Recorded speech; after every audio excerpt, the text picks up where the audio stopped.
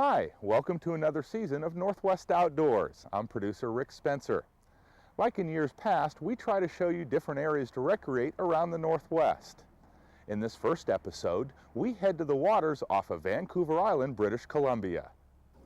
Our fishing host, Hobart Mans, heads to the coastal resort town of Tofino for some chinook salmon fishing. The second part of the show, we head south to the Puget Sound for a spin, so to speak, on the sailing ship Adventurous. This floating classroom spends its time teaching kids and adults the fun of sailing. This is your Northwest Outdoors.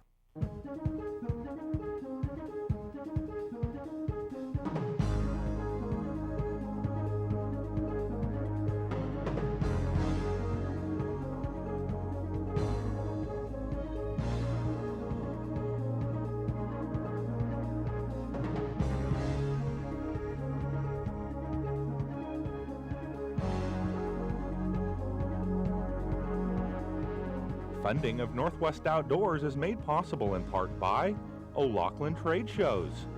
Puyallup, Portland, and the Denver trade shows are proud supporters of public television throughout the Northwest, placing an emphasis on education for the great outdoors. By Kershaw Knives of Portland, Oregon. Makers of precision tools and cutlery, Kershaw Knives continues to support outdoor programming and outdoor activities throughout the Pacific Northwest. And by Northwest Dock Systems of Eatonville, Washington. Manufacturers of Irv's pontoon boats, Northwest Dock Systems supports safe and environmentally responsible enjoyment of the outdoors. This show begins in Vancouver, British Columbia, where we take a plane flight to the small tourist and fishing community of Tofino.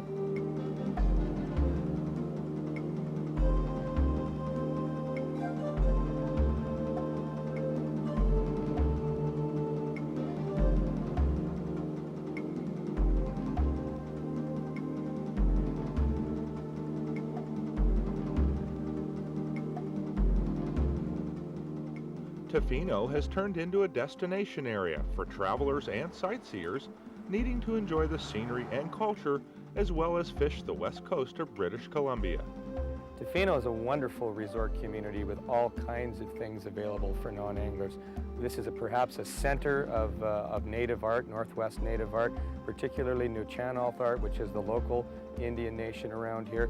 There are wonderful beaches, there's surfing, there's great bird watching, there's a large whale watching fleet in town. That's very, very popular, where people go out and they observe marine mammals, not just whales, but there's sea lions, porpoises, tremendous seabird populations. And of course we've got the rainforest walks, not to mention the Long Beach unit of Pacific Rim National Park, which is a large national park located just south of here that's got complete interpretive centers, ranger-guided nature walks. It's pretty hard to be bored in Tofino. Canadian Martin Paish runs a guided fishing resort in town. Way West is one of many businesses that cater to the tourist industry, especially those wanting to catch chinook salmon. The main species that we go after for fishing would be, of course, we've got all 5 types of Pacific salmon swim by us. Salmon fishing starts as early as April and continues right through into October. We've got outstanding bottom fishing in the area. Halibut, of course, are a real popular bottom fish species. The peak months for those would be May and June. However, we do have halibut catches that continue right through again into October. Your other bottom fish species such as lingcod, rock cod, that type of thing, that's a 12-month-a-year fishery. It doesn't really matter when you come up. We can always find those. And another less heard of fishery, but it's very popular amongst our fly fishermen, of course, are sea-run cutthroat trout.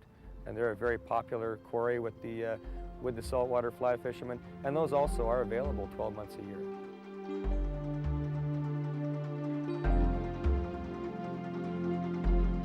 Woo. Those are powerful fish. Oh, look at how far out he is, too. Northwest Outdoors guest fishing host Hobart Mans recently got a chance to see what it's like to go after the big chinook of BC. He's gonna go. Oh, yeah. That fish has got power runs in him. Big power runs. And these single action reels don't make life easy for the angler either, do they? I wouldn't want to make it too easy on you, Hobart. Just lift the rod up and Yep. back over my head. Oh, that's a nice fish. Come on, fish. Out from underneath there. Is he under the boat? Out. Yeah, he's under. Okay, just hold her down. I'll walk the boat around it. Okay.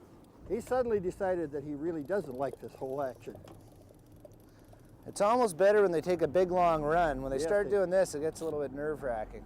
They almost trying to use the bottom of the boat for cover.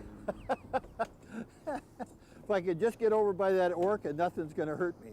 Come on, baby. Get him right up here to the end. You want me to back up now when we get it up here? Oh, just try and just lift the rod tip up and over my head. There. Oh, that's a nice one. Hey, good job. Oh. Nice bright fish too. Beautiful. Nice way to Perfect. start the morning.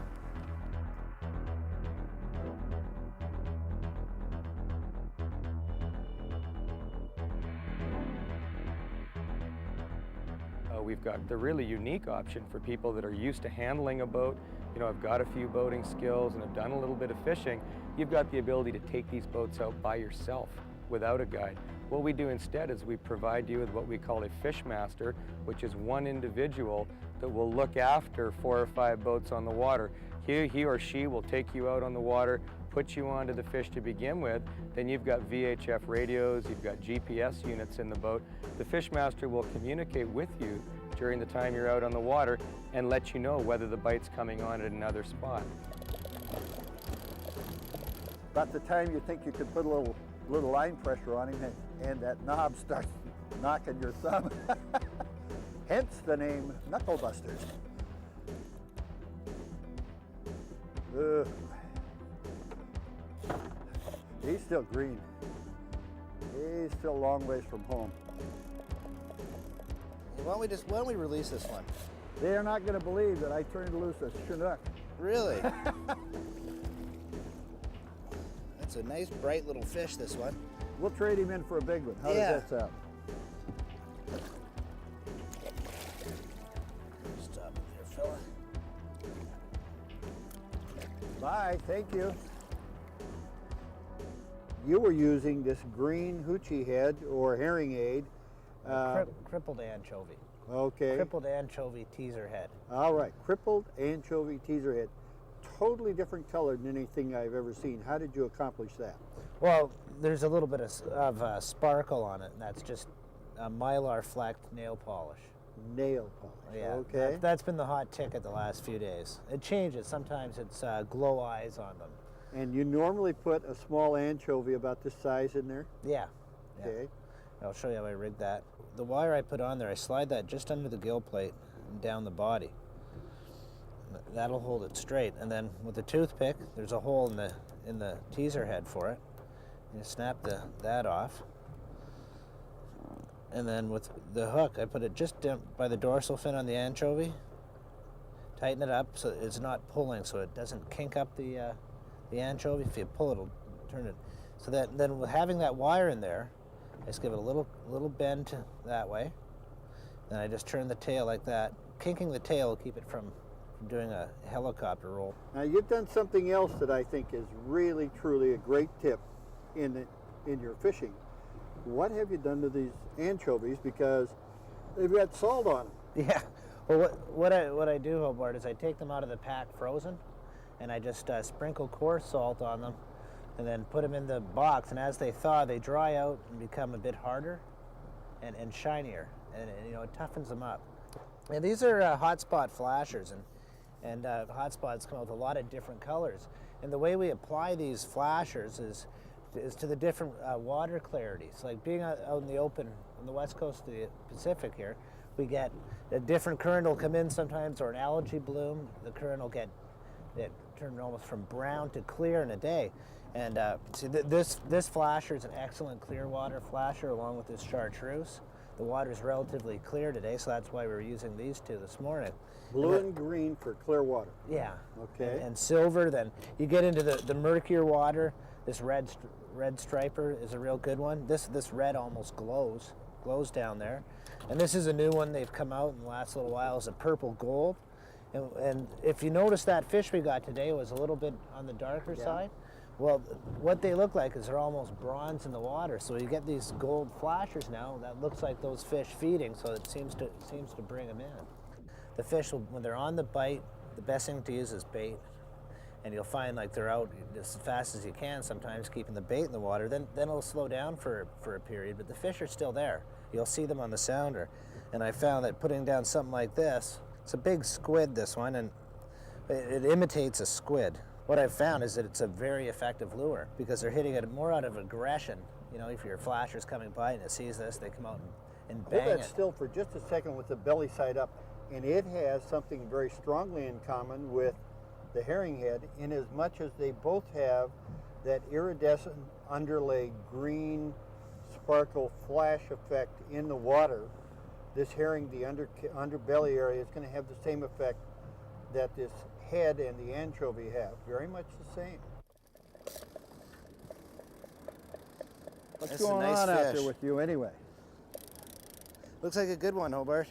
And you want to keep your tip up high with these ones, with these reels, because that, when the, all these reels really are is a big fly reel.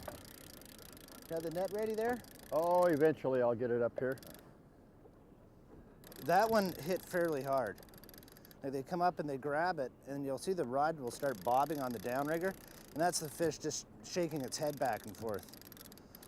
Because they're usually a little bit shocked when they come up and bite an anchovy and it fights back. Yeah. Dandy fish. That's a nice fish. Yeah, it is. Yeah, I'll just try and steer him right in there towards you. Okay, watch. Be careful there. He's gonna, once they get up alongside the boat, they usually do something. Yep.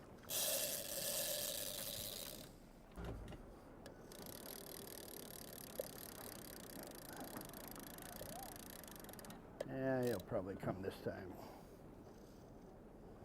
Now, let's bring him back over here. There, good job. You didn't think I knew how to do that, did you? Thanks a lot. No, it's not often I actually get to play one.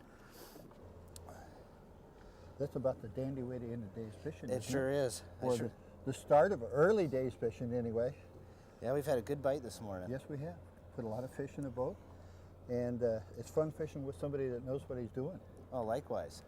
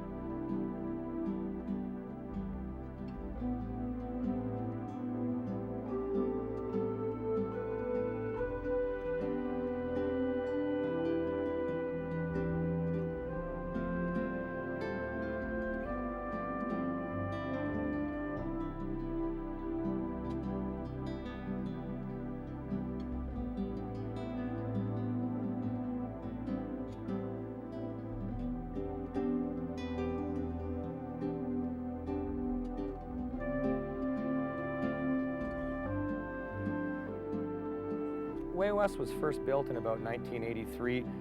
Our marina is capable of handling, depending on the size of boats, anywhere up to about 50 to 75 boats. We've got 6 charter boats that are capable of handling 4 people apiece.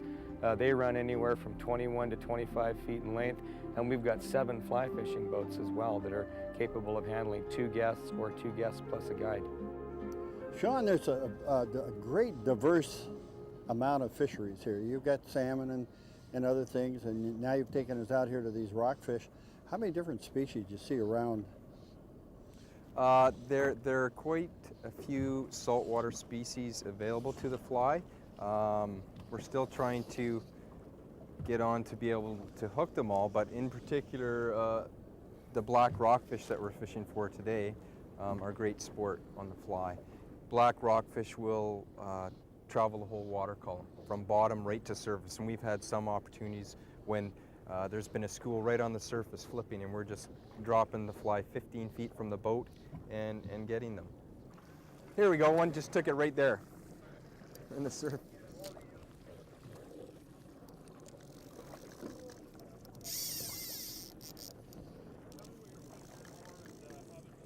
There's one, right in the nose, right where I want him. I think he wants to go back and tell his friends, hey, you guys, there's daylight up here. Oh, Hobart, this is What? a decent sized one here. pig. A big bull black pig. Perfect. That one was right there, right there.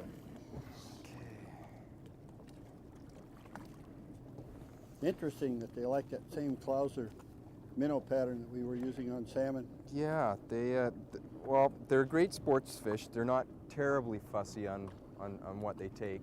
If we were in fresh water, that'd be a great bass. It would.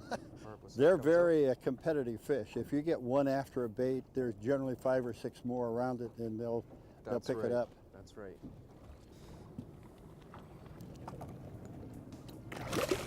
Here we go. I think yours is bigger. Oh, okay.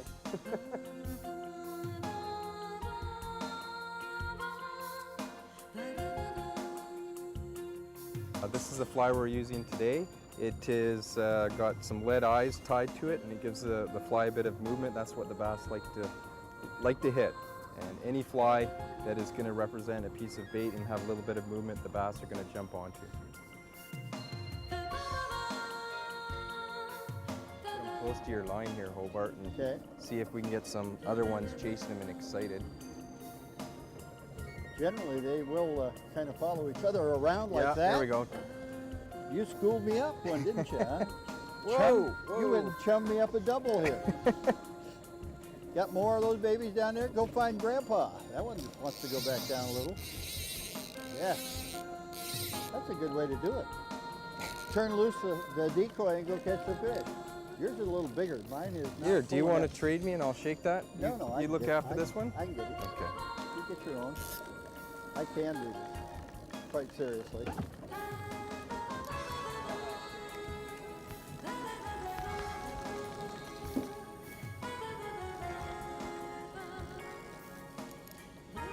Look at this one right in front of you here, Hobart. Whoa, he's a bigger one, isn't he? Yeah, he brought the kid with him. That's why I got this little one. Good way to sort them out, though. Well, I got the big one last time. You got the big one this time. Yeah, I think that's the big one for the day. Oh, my. The waters off the coastal BC town of Tofino are ideal for catching big chinook salmon. Whether you fish by yourself or with a guide, here is what you can expect to use. During the ideal months of June to September, a single action reel matched up with a salmon rod on downriggers work best. Fishing at depths varying from 30 to 150 feet, fresh salted anchovies on a crippled anchovy teaser head is recommended. Along with that, use silver or gold flashers. Fly fishing for black rockfish can be great fun in these waters as well. Black bass travel from depths of 100 to 20 feet, making them a great target for fly fishing. Using a lead-eyed fly or a general bait fish imitation is recommended, and depending on the weather, these fish are available all year round. Once you have a fish or two in the boat, the next step is to figure out how to prepare your catch. You can of course take it home or have it smoked at the resort smokehouse. Oh, good stuff. Looks like you got some jerky strips on the bottom layers there. This is the way we do our jerkies here. This is for a custom order here. Good looking stuff, and it's probably very tasty too. You got her. Now, how many different types of cures do you do? Oh gosh, at least about 8 or 9 different products. I tasted a candy cure, and you said that you had a pepper cure and Cajun, and what standard salt? Yeah, salt and sugar, and then the spices. But the candy takes about a week to make. We cure it for 6 days and then smoke it on the 7th. And Cajun is a special sauce my wife makes, and we cure that. We use no preservatives. We use the real stuff, garlic, ginger, and the whole thing. And so, good stuff all around. Once the salmon is hot smoked, it makes a great meal by itself. Here's one of Northwest Outdoors' favorite recipes for smoked salmon chowder. You take 1 cup of smoked salmon, cut it into chunks, 2 tablespoons of butter, a ½ cup of chopped onions, a ½ cup of diced potatoes, 2 tablespoons of flour, 1½ cups of chicken bouillon, a 1/4 cup of sour cream, a teaspoon of fresh dill, and a half teaspoon of pepper. In a saucepan, melt the butter, sauté onions, and celery pepper. Stir in the flour, add the bouillon, and cook over a medium heat, stirring constantly until boiling. Add the sour cream, dill pepper, and smoked salmon. Heat it for 2 to 3 more minutes, stirring constantly. It'll serve 4. Our next adventure takes us south on the west coast to the Puget Sound of Washington State. Aboard the sailboat Adventurous, a group of school kids prepare for a day of discovery aboard this floating classroom. The Adventurous is a 101-foot, 2-masted wooden schooner, owned and operated by the nonprofit group Sound Experience. This sailboat has been set up to teach about the natural environment, sailing techniques, and to explore this great inland sea of the Northwest. All our programs are emphasizing Puget Sound and learning more about Puget Sound, getting out there and seeing what it's like and learning to appreciate it. So they're participating in really hands-on activities, trying to get them to learn things without lecture-type, classroom-type stuff. And so they participate in hands-on looking at marine life and touching marine life from Puget Sound and learning about how they survive in the water. They learn about plankton, which is the base of the marine food chain, by looking at it and getting samples of it and getting a real close-up look at it. Also looking at water itself, water quality, how that people impact the water out there and the animals that live in it. Then they're also really getting involved with the ship itself and helping to raise the sails and learning about sailors' life aboard ship, going through how we live with limited resources on board the ship and have to really conserve what we have here and compare that to life on land. And they also get to do some navigation and steer the ship, so the kids are really excited about what they get to do here. And we always do some singing sea shanties, kind of to get them to see what life at sea is like, and using teamwork and having fun and entertaining each other. Bully in the alley, help me Bob, I'm bully in the alley, bully down in Shinbone Alley. Sally is the gal I love dearly, way, hey, bully in the alley. Sally is the gal I splice nearly, bully down in Shinbone Alley. Help me, Bob, I'm bully in the alley, way, hey, bully in the alley. Help me, Bob, I'm bully in the alley, bully down in Shinbone Alley. The chip log is what they use on the old sailing boats to figure out how fast they're going. And we have to use one too because we don't have a speedometer, all right? Now they call it a chip log because this looks kind of like a Dorito, doesn't it? Doesn't it look like a Dorito? This is the chip and this is the log.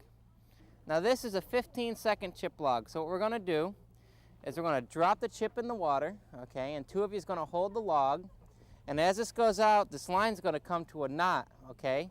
When we hit that knot, the person at the log is going to yell, "Mark." Okay, here we go. 3, 2, 1. Plankton madness. Whoa. Look at that. Wow. Dude, do it again. Okay, so what do you know about your animal? Did I eat out too? Okay, do you know anything else about it? No. Think about what you think it eats, how it eats, and how it protects itself, and how it moves around. Okay, what we're going to do is we're going to learn about setting sail, okay? We're going to set the staysail here, and the first thing we're going to do is, since it's already up, we got to drop it.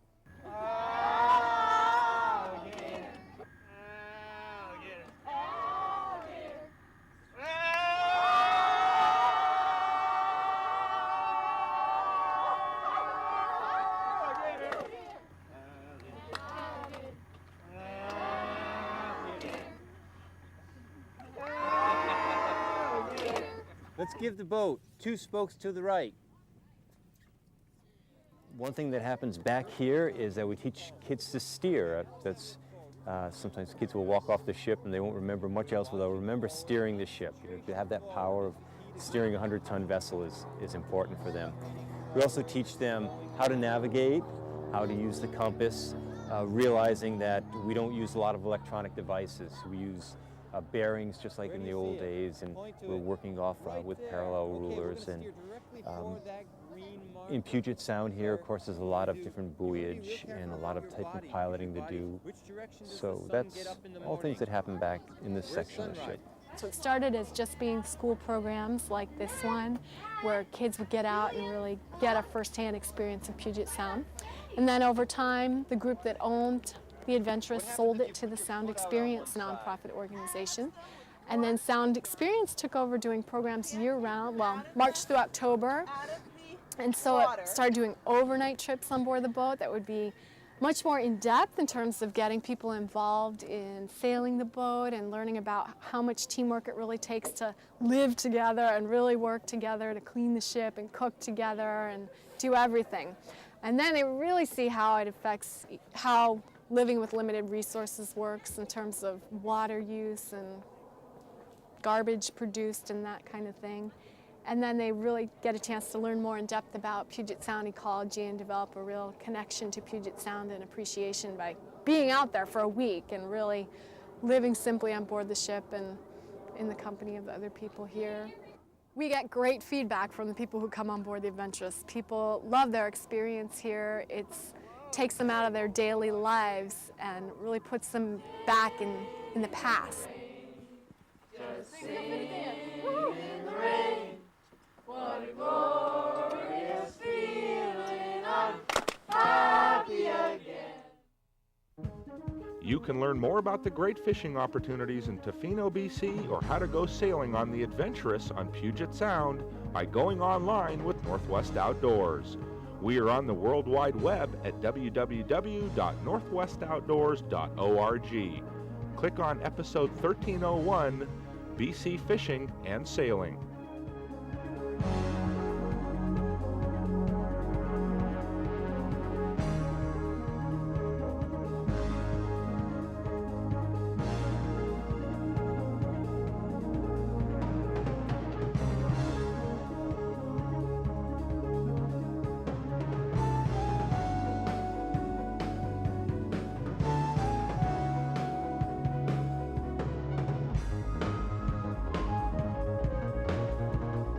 Funding of Northwest Outdoors is made possible in part by O'Loughlin Trade Shows. Puyallup, Portland, and the Denver trade shows are proud supporters of public television throughout the Northwest, placing an emphasis on education for the great outdoors. By Kershaw Knives of Portland, Oregon. Makers of precision tools and cutlery, Kershaw Knives continues to support outdoor programming and outdoor activities throughout the Pacific Northwest. And by Northwest Dock Systems of Eatonville, Washington. Manufacturers of Herb's pontoon boats, Northwest Dock Systems supports safe and environmentally responsible enjoyment of the outdoors.